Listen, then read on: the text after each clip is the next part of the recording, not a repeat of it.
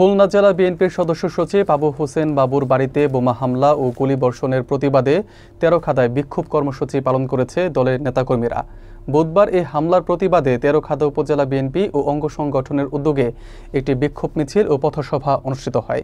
বিক্ষুব্ধ নেতাকর্মীরা এই হামলাকে রাজনৈতিক সহিংসতা হিসেবে উল্লেখ করে এর তীব্র নিন্দা জানিয়েছেন।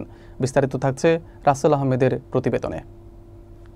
খুলনা জেলা বিএনপির সদস্য সচিব আবু হোসেন বাবুর বাড়িতে সন্ত্রাসী কায়দায় বোমা হামলা ও গুলিবর্ষণের ঘটনাকে কেন্দ্র করে তেরোখাদায় রাজনৈতিক পরিস্থিতি উত্তপ্ত হয়ে উঠেছে। বুধবার এই ঘটনার প্রতিবাদে তেরোখাদা উপজেলা বিএনপি ও এর অঙ্গ সহযোগী সংগঠনগুলো একটি বিক্ষোভ মিছিল ও পথসভার আয়োজন করে। মিছিলটি উপজেলা সদর থেকে শুরু হয়ে প্রধান সড়কগুলো প্রদক্ষিণ করে টিএনটি চত্বরে গিয়ে শেষ হয়। সেখানে আয়োজিত পথসভায় বক্তারা এই হামলাকে একটি পরিকল্পিত রাজনৈতিক সহিংসতা বলে নিন্দা জানান এবং এর মাধ্যমে খুলনার রাজনৈতিক স্থিতিশীলতা নষ্ট করার অপচেষ্টা চলছে বলে মন্তব্য করেন। বিক্ষোভে নেতৃত্ব দেন উপজেলা বিএনপির সম্মেলন প্রস্তুতি কমিটির আহ্বায়ক চৌধুরী কাউসার আলী। এ সময় আরও উপস্থিত ছিলেন সাবেক আহ্বায়ক চৌধুরী ফখরুল ইসলাম বুলু, সাবেক সদস্য সচিব FM হাবিবুর রহমান সহ বিএনপি, কৃষক দল, ছাত্রদল সহ অঙ্গ ও সহযোগী সংগঠনের শীর্ষ নেতারা। বক্তারা অবিলম্বে হামলা জড়িতদের চিহ্নিত করে গ্রেপ্তার এবং দৃষ্টান্তমূলক শাস্তির দাবি জানান। একই সাথে তারা প্রশাসনের নিরপেক্ষ ভূমিকা নিশ্চিত করার আহ্বান জানান।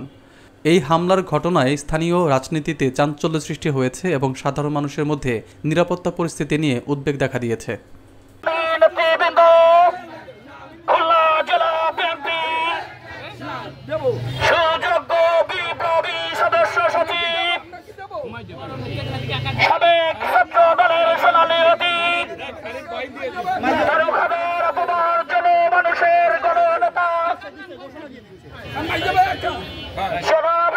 আবু হোসেন বাবুর বাড়িতে বর্বরচিত নগ্ন সন্ত্রাসী বোমা হামলা গুলিবর্ষণের তাৎক্ষণিক প্রতিবাদে আজকের এই বিক্ষোভ কর্মসূচিতে বিক্ষোভ মিছিল শেষে সংক্ষিপ্ত আকারে বক্তব্য রাখছেন তেরোখাদা উপজেলা বিএনপি সম্মেলন প্রস্তুত কমিটির সম্মানিত বিপ্লবী সুযোগ্য আহ্বায়ক জননেতা জনাব চৌধুরী কাউসার আলী। বক্তব্য রাখছেন জননেতা জনাব চৌধুরী কাউসার আলী।